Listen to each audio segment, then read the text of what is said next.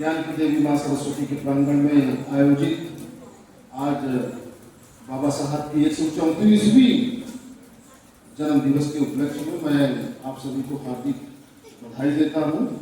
मंचासीन हमारे प्रधानाचार्य और शिक्षकगण और हमारे सभी शिक्षक साथी और प्यारे बच्चों, मैं राकेश कुमार आदिवासी एक छोटी सी अपनी कविता को लेकर आपके बीच में आया हूँ, जिनसे मिला भारत को एक नया विधान, जिन्होंने भारत को दी एक नई पहचान, जिन्होंने रचा देश का संविधान, वो है बाबा साहब अम्बेडकर महान। मैं भीम शेरनी वंदना सिद्धार्थ का अम्बेडकरवादी गीत गाने के पहले मैं एक बंद कविता तिवारी का पढ़ना चाहता हूँ।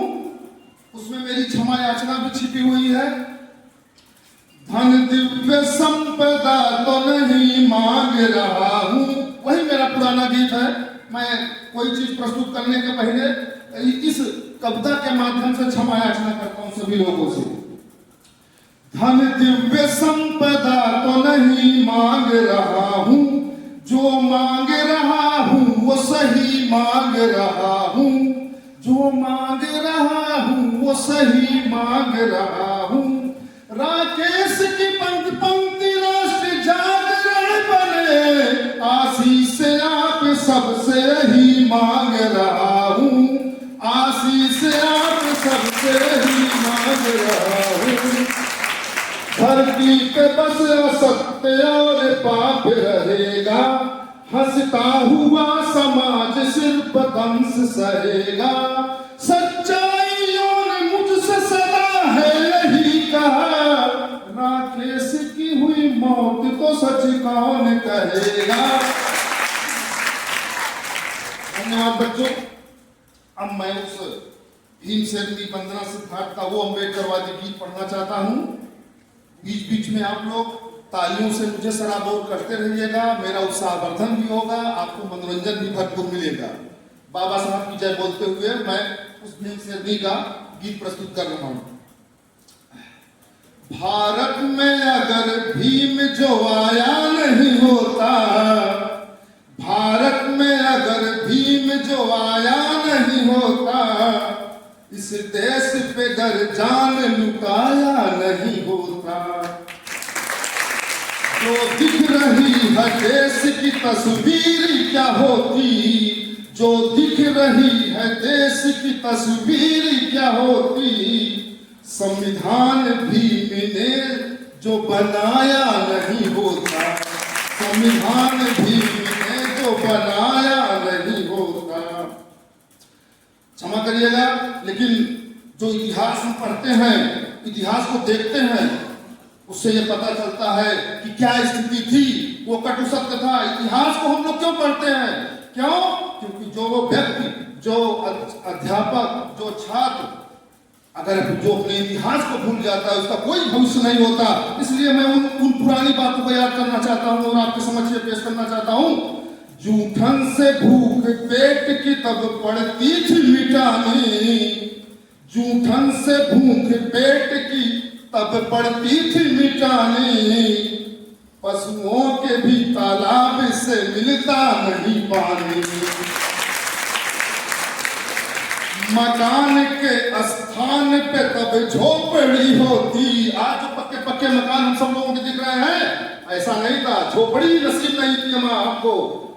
मकान के स्थान पे तब झोपड़ी होती, और सूट के जगह पे धोती धोती पुरानी, और सूट के जगह पे होती धोती पुरानी। घोड़े पे कभी दूल्हा तब बारात न जाता।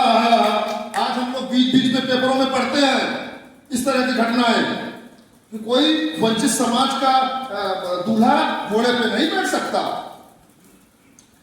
घोड़े पे कभी दूल्हा तब बारात न जाता, अगर भी बाबा साहब ना होते तो।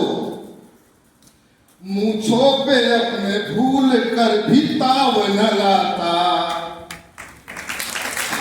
और जबरन उठा ली जाती आज की नवेलियां, जब की आज की नवेलियां, कोई जान के भी जान को बचा भी न पाता। और एक कटु सत्य और भी आपको बता दूं, आज भारत देश में प्रजातांत्रिक सरकार है, लोकतांत्रिक सरकार है। जो चाहे चुनाव लड़ सकता है, जो चाहे राजा यानी प्रधानमंत्री, मुख्यमंत्री, सभासद, चेयरमैन, आप चाहे जो बन सकते हैं, वो सब देन ही बाबा साहब की है। तो उसके विषय में देखिएगा, पहले की व्यवस्था क्या थी और अब की व्यवस्था क्या। रानी के पेट से भी राजा आज भी होता, रानी के पेट से भी राजा आज भी होता, तब तख्त भी होता उन्हीं का ताज भी होता।